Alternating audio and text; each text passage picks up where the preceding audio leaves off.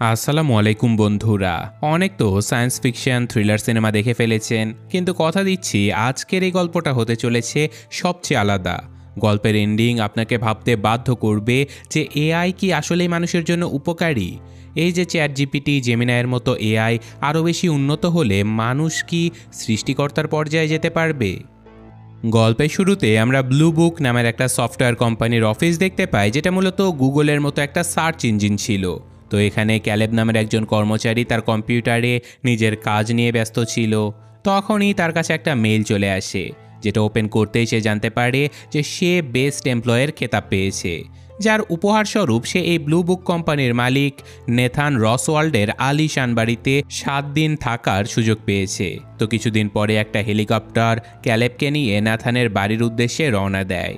বরফে ঢাকা উপত্যকা পার করে তারা পাহাড়ে ঘেরা একটা জঙ্গলের মাঝে ল্যান্ড করে। সেখানকার দৃশ্য হৃদয় ছুঁয়ে যাওয়ার মতো ছিল, কিন্তু অদ্ভুত ব্যাপার ছিল যে সেখান থেকে দূর দূরান্তর পর্যন্ত কোনো বাড়ি বা বিল্ডিং দেখাই যাচ্ছিল না। আর সেই জঙ্গলটা এতটাই প্রত্যন্ত এলাকায় ছিল যে সেখানে ফোনের নেটওয়ার্কও আসছিল না। ক্যালেব পাইলটকে জিজ্ঞাসা করে, তুমি আমাকে কোথায় নিয়ে এলে? এখানে তো দূর দূরান্তর পর্যন্ত কোনো বাড়ি নেই। এর উত্তরে পাইলট তাকে বলে যে আমাকে এর থেকে আগে যাওয়ার অনুমতি দেয়াই হয়নি। সামনে একটা নদী রয়েছে, তুমি নদী অনুসরণ করতে করতে এগিয়ে যাও, বিল্ডিং দেখতে পেয়ে যাবে। আর হ্যাঁ, আমি ঠিক 1 সপ্তাহ পরে তোমাকে নিতে এখানেই চলে আসব। তো ততদিন অবধি মজা করো।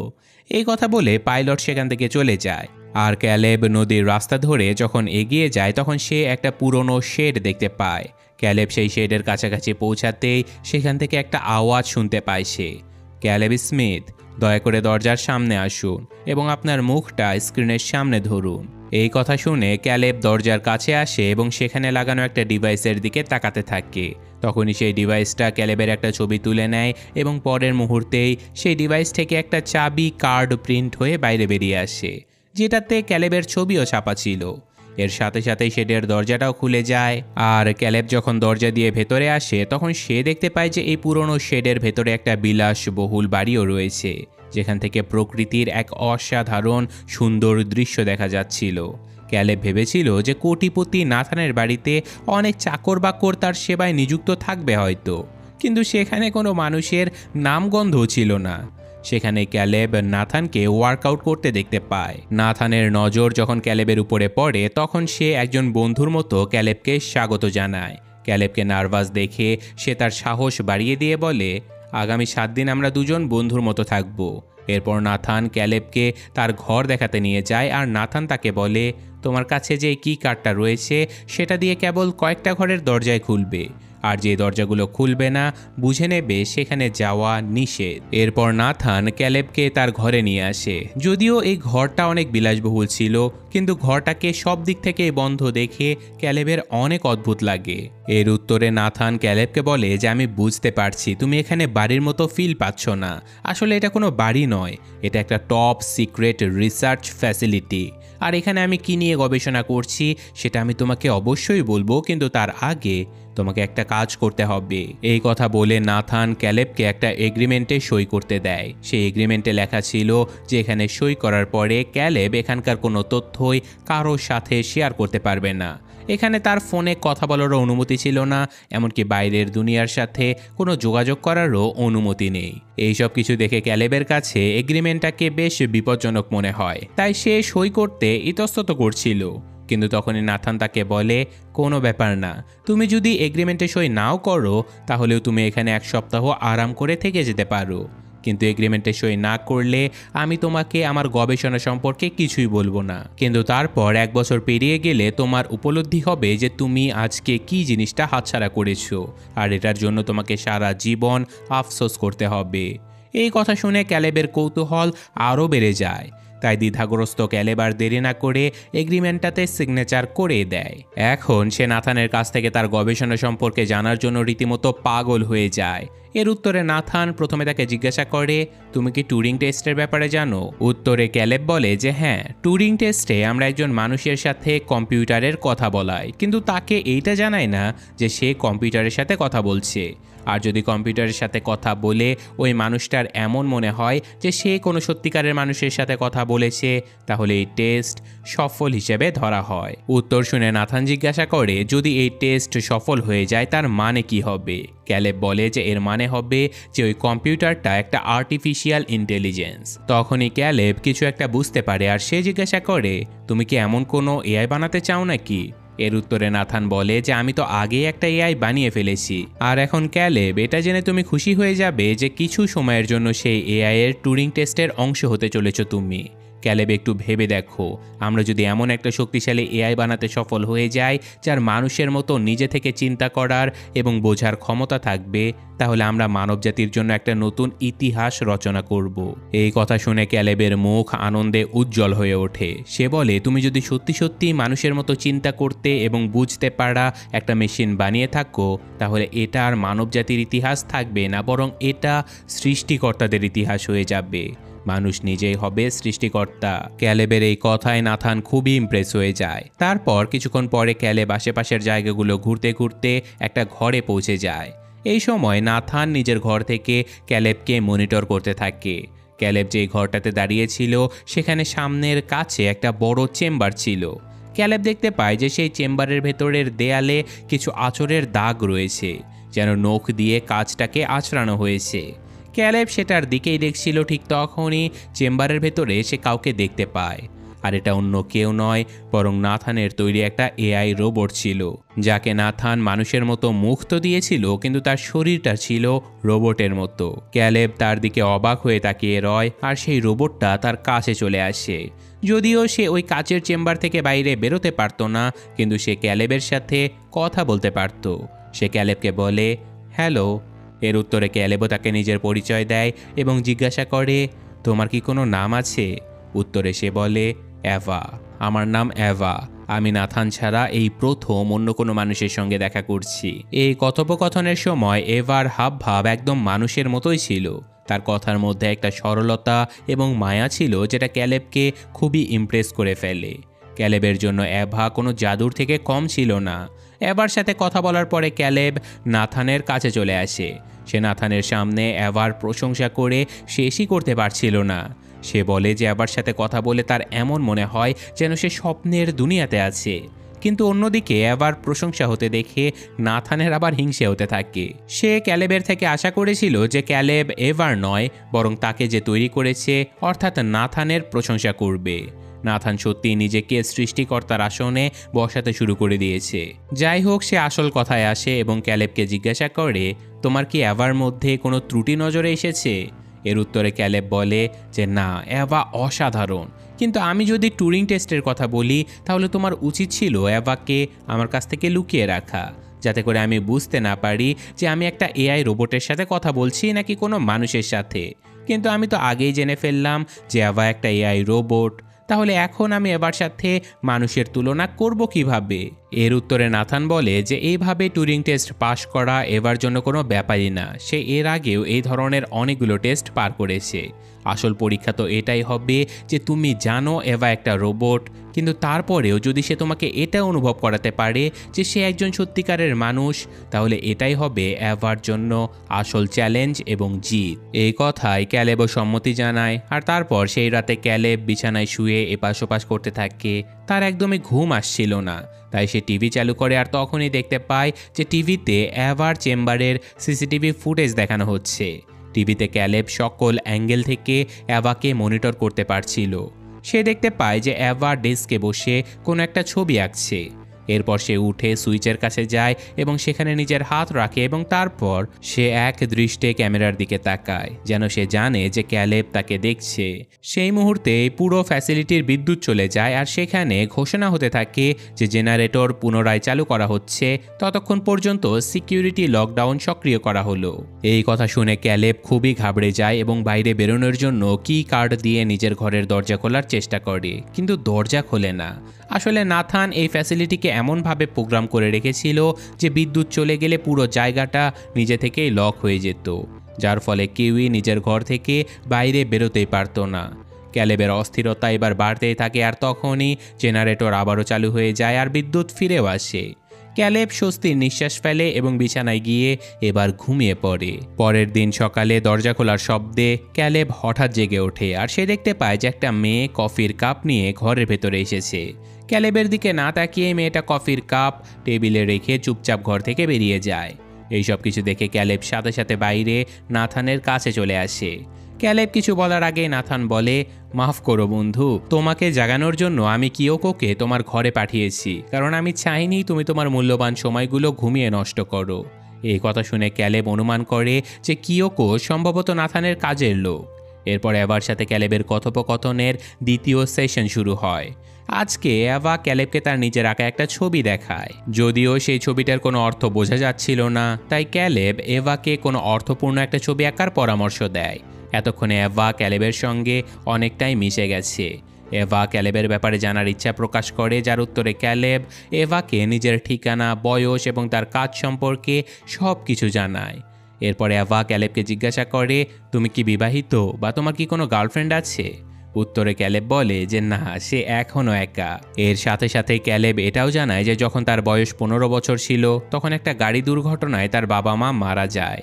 যদিও দুর্ঘটনার সময় সেও তার বাবা মায়ের সাথে গাড়িতেই ছিল, কিন্তু পেছনের সিটে থাকার কারণে সে প্রাণে বেঁচে যায়। কিন্তু সে এতটাই গুরুতর আহত হয়েছিল যে তাকে 1 বছর হাসপাতালে কাটাতে হয়, আর তখন থেকেই সে এই দুনিয়াতে একা। এই কথা শুনে এভা প্রচণ্ড দুঃখ প্রকাশ করে, আর কথাবার্তার মধ্যে এভা ক্যালেবকে জিজ্ঞাসা করে, তুমি কি নাথানকে নিজের বন্ধু মনে করো? উত্তরে ক্যালেব বলে যে হ্যাঁ, তবে আমাদের বন্ধুত্ব অতটা গভীর নয়। কিন্তু নাথান একজন অত্যন্ত প্রতিভাবান মানুষ। সে 13 বছর বয়সে ব্লু বুক সার্চ ইঞ্জিনের বেস কোড তৈরি করে ফেলেছিল, তাই কোম্পানিতে আমরা সবাই তাকে খুবই সম্মান করি। সে একজন ভালো মানুষ। এইসব কথার মধ্যে হঠাৎ করে আরও একবার ফ্যাসিলিটির বিদ্যুৎ চলে যায়। বিদ্যুৎ যাওয়ার সাথে সাথে সকল দরজা লক হয়ে যায় আর ক্যামেরাগুলো বন্ধ হয়ে যায়। আর তখনই এভার মুখে চিন্তার ছাপ ফুটে ওঠে। সে ক্যালেবকে বলে, ক্যালেব, তুমি কিন্তু ভুল ভাবছো। নাথান একদমই ভালো মানুষ নয়। ওর উপরে কখনো বিশ্বাস করো না। ও তোমার বন্ধু নয়। ও যাই বলুক না কেন, ওর কথা চোখ বন্ধ করে বিশ্বাস করো না। এই কথা শুনে ক্যালেব একটা বিশাল বড় ধাক্কা খায়। কিছুক্ষণের মধ্যেই বিদ্যুৎ ফিরে আসে, আর সেই মুহূর্তে এভা ক্যালেবের সাথে অন্য বিষয় নিয়ে কথা বলতে শুরু করে, কারণ এভা জানতো যে নাথান তাদের উপরে নজর রাখছে। এভার কথায় ক্যালেব খুবই ঘাবড়ে যায়। এরপর সেই রাতে যখন ক্যালেব নাথানের সঙ্গে রাতের খাবার খাচ্ছিল, তখনই নাথান ভুল করে ওয়াইনের গ্লাস ফেলে দেয়। সাথে সাথে নাথান কিয়োকোর উপরে প্রচণ্ড রাগে ফেটে পড়ে, আর কিয়োকোকে খুবই বাজেভাবে বকাঝকা করে সেখান থেকে তাড়িয়ে দেয়। নাথানের এই রূপ দেখে ক্যালেব মনে মনে প্রচণ্ড ভয় পেয়ে যায়। আর পরের মুহূর্তে নাথানের রাগ পাওয়ার কাটের সমস্যার দিকে ঘুরে যায়। সে ক্যালেবকে বলতে থাকে যে সে জেনারেটর সিস্টেমের পেছনে অনেক টাকা খরচ করেছে, কিন্তু তারপরেও এখানে কিছুক্ষণ পর পর পাওয়ার কাট হতেই থাকে। এটা শুনে ক্যালেব তাকে বলে যে তুমি কি জানো না এই পাওয়ার কাটের কারণটা কি? নাথান বলে যে না, আমি এটা জানি না। হতে পারে জেনারেটর বসানোর সময় কর্মীদের কোনো ভুল হয়ে গেছে। এই কথা শুনে ক্যালেব বলে, তাহলে তুমি জেনারেটর বসানোর লোকদেরকে আবার ডাকছো না কেন? তখনই নাথান বলে যে না, আমি ওদেরকে ডাকতে পারবো না, কারণ এই জায়গাটা একটা টপ সিক্রেট। এই জায়গার ব্যাপারে যাতে ওরা কাউকে কিচ্ছু না বলতে পারে, তাই কাজ শেষ হওয়ার পরে আমি ওদেরকে খুন করিয়ে দিয়েছিলাম। এই কথা শুনে এক মুহূর্তের জন্য ক্যালেবের শরীর কেঁপে ওঠে, কিন্তু পরক্ষণে তার মনে হয় যে নাথান হয়তো মজা করছে। এরপর নাথান তাকে জিজ্ঞাসা করে, ক্যালেব, আমি তোমার আর এভার কথোপকথনের সময় তোমাদের উপরে নজর রাখছিলাম, কিন্তু তুমি তো জানোই পাওয়ার কাটের সময় ক্যামেরাগুলো বন্ধ হয়ে গিয়েছিল। ওই সময় তোমাদের মধ্যে কি কথা হয়েছে? কিন্তু ক্যালেব নাথানকে সত্যি কথাটা বলে কোনো সমস্যায় পড়তে চায় না, তাই সে মিথ্যে বলে দেয় যে পাওয়ার কাটের সময় তাদের মধ্যে কোনো কথাই হয়নি। এর উত্তরে নাথানও আর ক্যালেবকে এইসব ব্যাপারে কিছু জিজ্ঞাসা করে না। এখন ক্যালেবের মনে এভার জন্য মায়া জন্মাতে থাকে। সে সারাক্ষণ নিজের ঘর থেকে এভাকে মনিটর করতে থাকে, আর অন্যদিকে এভার নজরও ক্যামেরার দিকেই থাকতো। যেন সে জানে যে ক্যালেব তাকে দেখছে। এই সব কিছুর মধ্যে একদিন নাথান ক্যালেবকে নিজের ল্যাবরেটরিতে নিয়ে আসে, যেখানে সে এভাকে তৈরি করেছিল।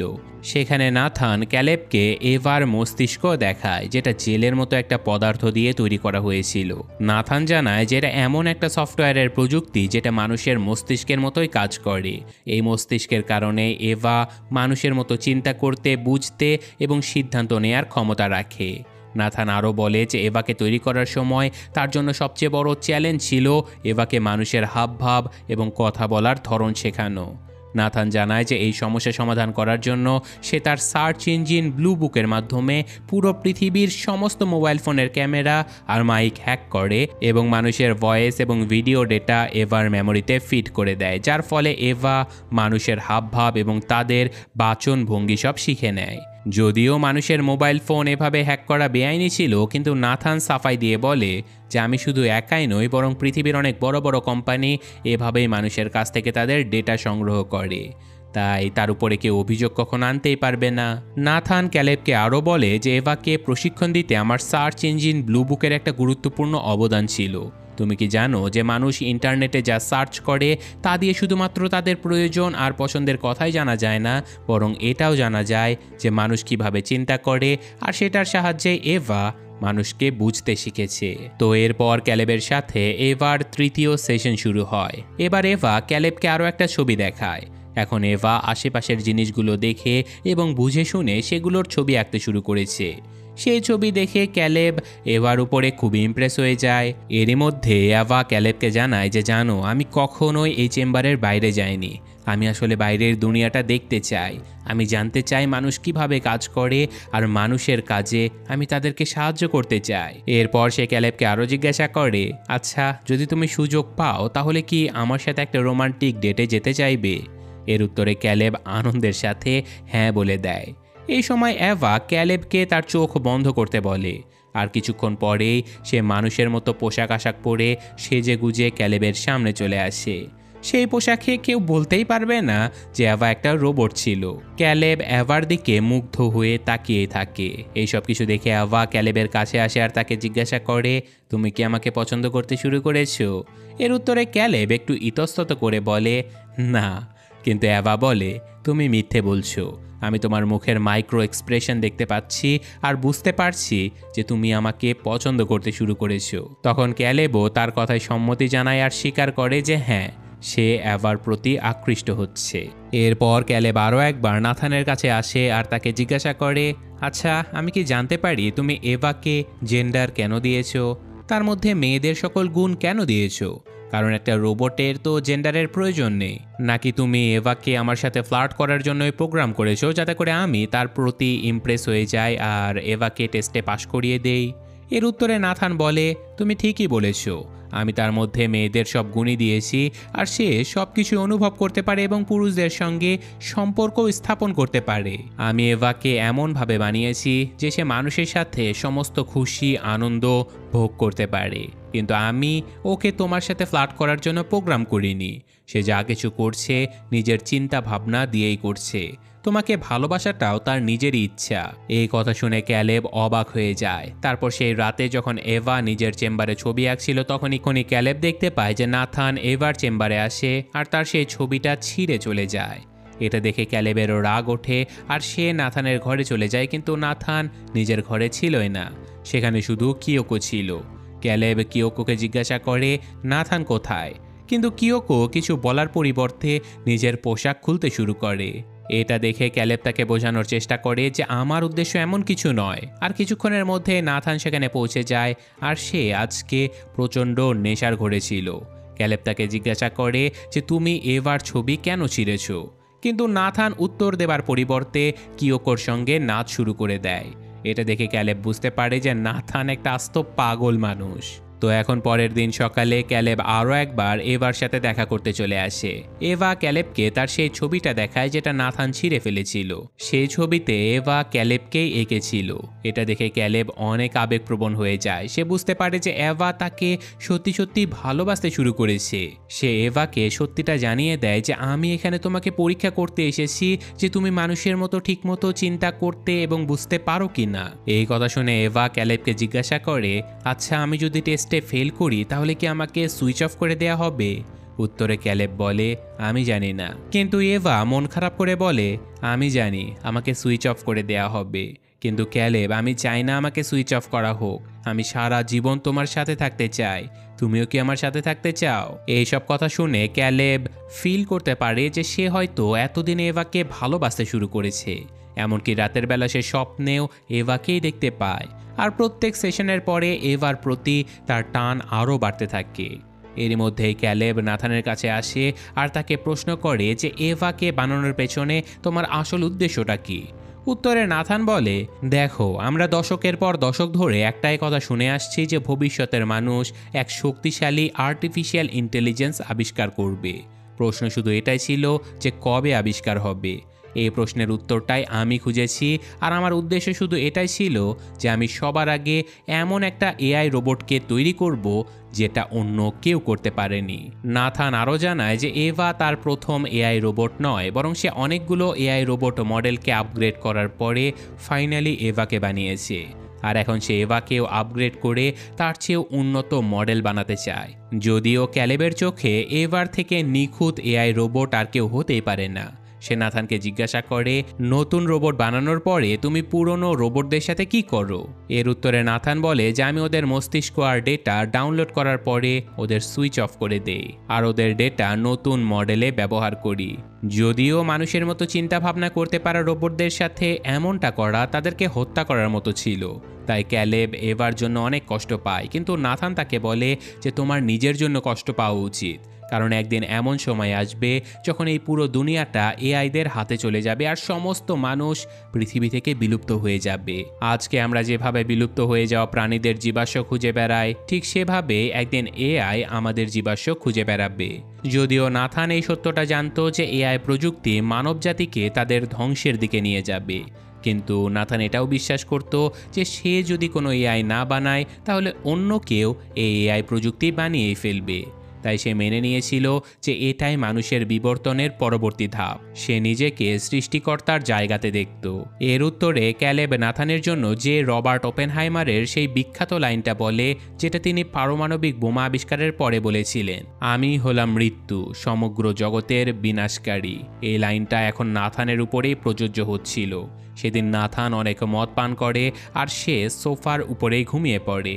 তখনই সুযোগ বুঝে ক্যালেব তার পকেট থেকে সেই কি কার্ডটা চুরি করে নেয় এবং সেই কার্ডের সাহায্যে নাথানের ঘরে ঢুকে পড়ে।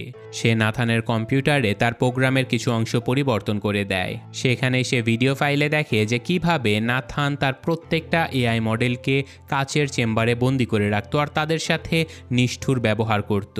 সে এআই মডেলগুলো মানুষের মতো বন্দি দশায় প্রচণ্ড কষ্ট পেত, তাই তারা চেম্বারের দেয়ালে আছড়াতো আর বাইরে আসার চেষ্টা করত, কিন্তু নাথান তাদের উপরে একটুও দয়া দেখাতো না।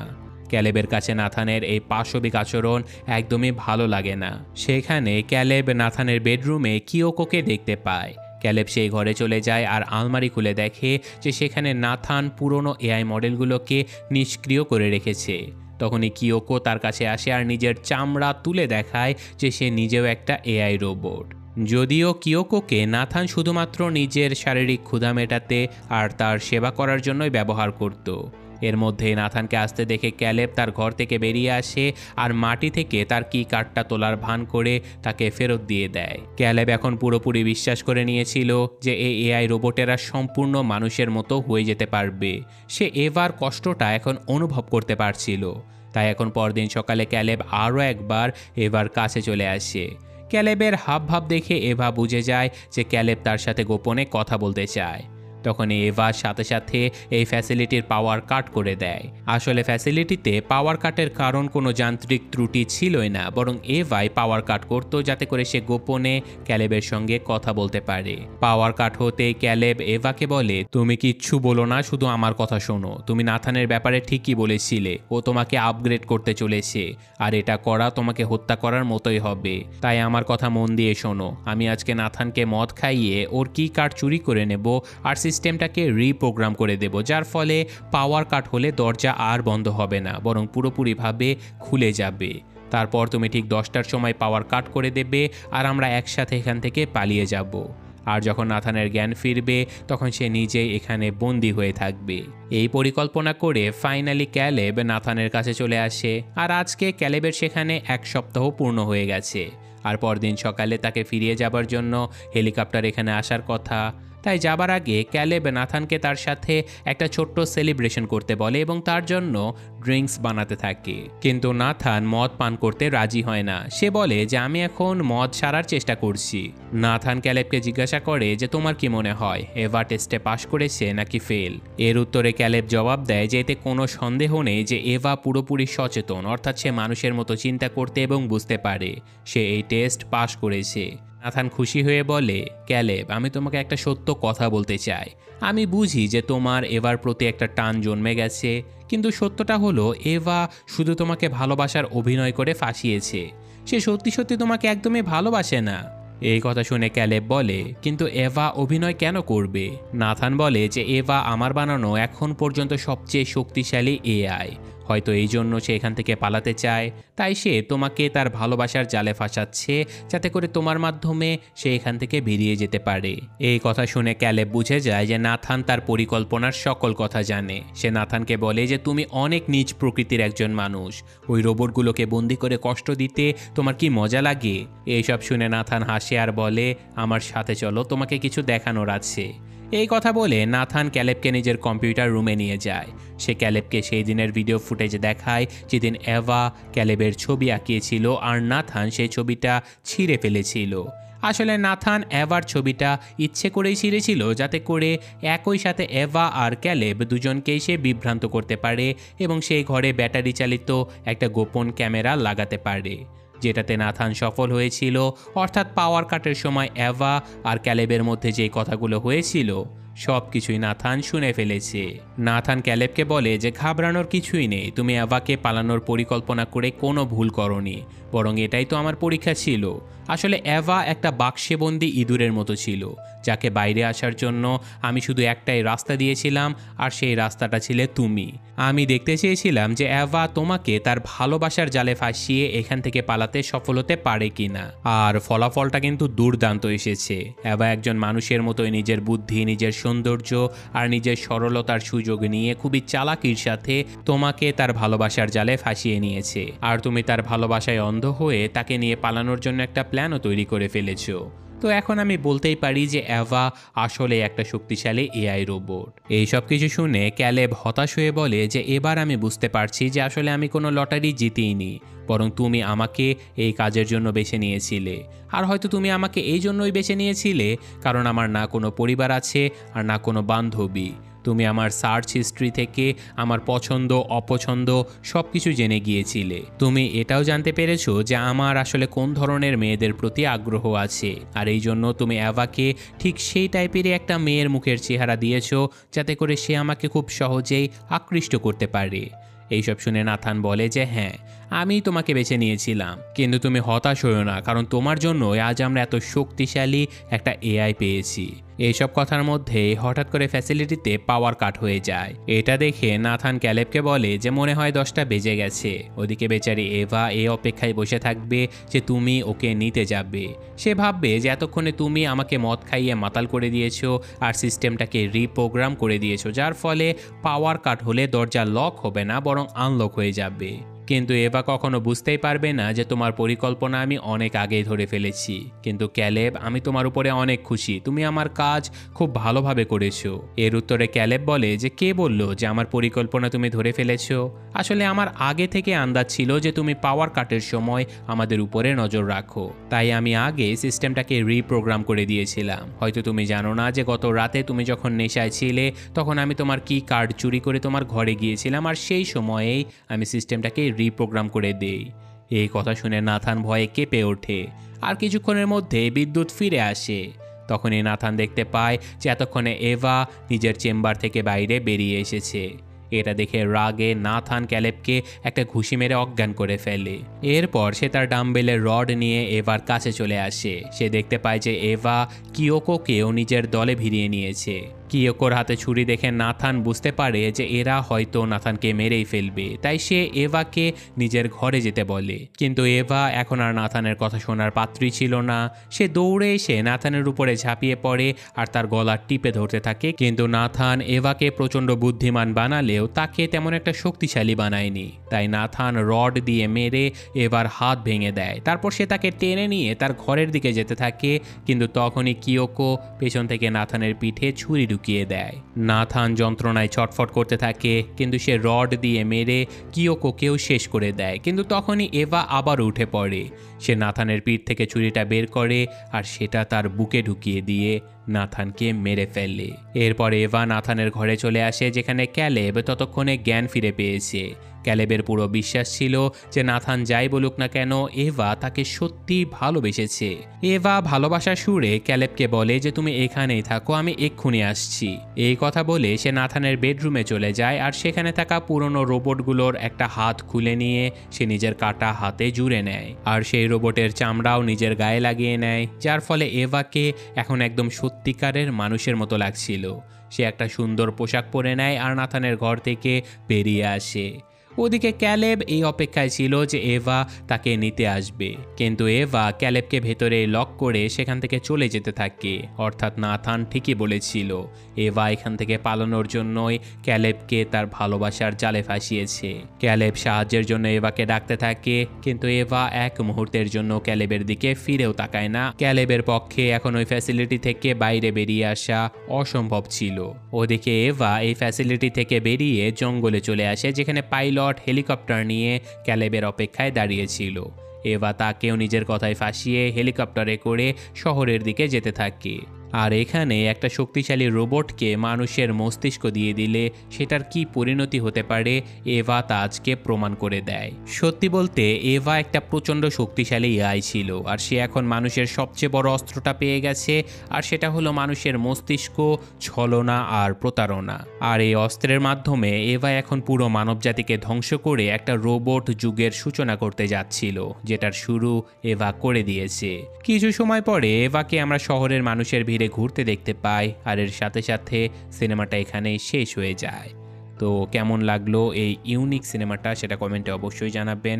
আমার বিশ্বাস ভালোই লেগেছে, কারণ গল্পটা কিন্তু খুবই ইউনিকভাবে প্রেজেন্ট করা হয়েছে। তো বাকিটা আপনারা কমেন্টে জানাবেন। আমি আজকের মতো বিদায় নিচ্ছি। আল্লাহ হাফেজ।